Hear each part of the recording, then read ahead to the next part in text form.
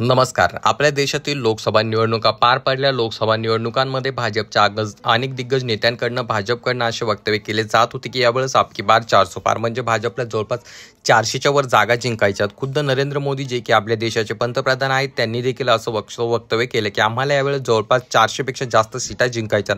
आणि त्या सीटा का जिंकायच्या, तर त्यांच्या अनेक दिग्गज नेत्यांकडनं अशी वक्तव्य केली गेली की आम्हाला राज्यघटना म्हणजे भारतीय संविधानामध्ये काही बदल करायचे आहेत, काही कायदे बदलायचे, त्यासाठी आम्हाला बहुमत पाहिजे, आम्हाला 400पेक्षा जास्त सीटे हवेत. अशा प्रकारचं धक्कादायक वक्तव्य त्यांनी केलं.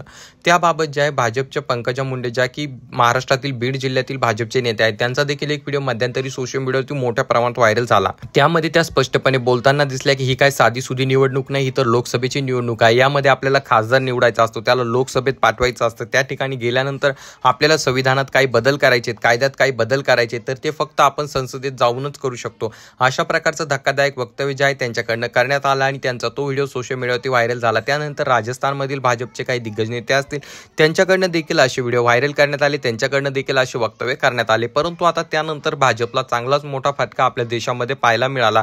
जे भाजप म्हणत होतं की आम्हाला यावेळेस 400 पार जायचं, तर त्यांच्या जवळपास 200 ते 250च्या वर देखील सीटा जाऊ शकल्या नाही. त्यांना सरकार स्थापन करण्यासाठी 2 वेळेस त्यांनी स्वबळावरती सरकार स्थापन केलं होतं, परंतु यावेळेस त्यांना सरकार स्थापन करण्यासाठी युती करावं लागली. त्यामुळे त्यांचा व्हिडिओ आता ते जे म्हणाले होते की आम्हाला 400 पार जायचं, तर त्यांचा तो आता नारा फेल गेलेला आपल्याला दिसत आहे. आणि त्यांच्यातून अनेक दिग्गज नेत्यांनी जे काही वक्तव्य केले होते की येत्या काळामध्ये म्हणजे जर आपण 400 पार गेलो तर आपल्याला संविधानामध्ये बदल करायचा, हे त्यांचं स्वप्नच राहून जाईल.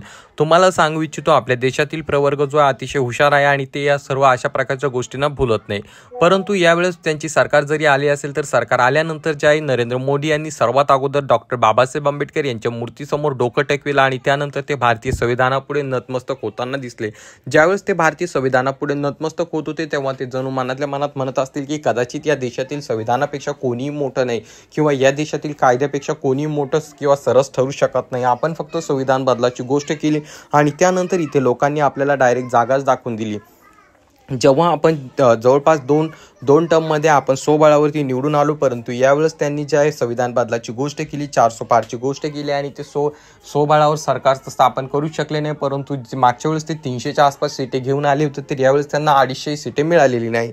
तर त्यामुळे आता त्यांचा तो व्हिडिओ सोशल मीडियावरती मोठ्या प्रमाणात व्हायरल होतोय. आणि त्याचसोबत जर कोणी भारतीय संविधान बदलायची गोष्ट केली किंवा भारतीय संविधान बदलणार असं वक्तव्य केलं, तर त्याला पुन्हा सरकारमध्ये येऊ देणार नाही किंवा आम्ही काय करू शकतो इथल्या भारतीय नागरिकांनी दाखवून दिले. तरी तुम्हाला याबद्दल काय वाटतं खाली कॉमेंट करून सांगा. चॅनलवर नवीन असाल तर चॅनलला सबस्क्राईब करायला मात्र विसरू नका.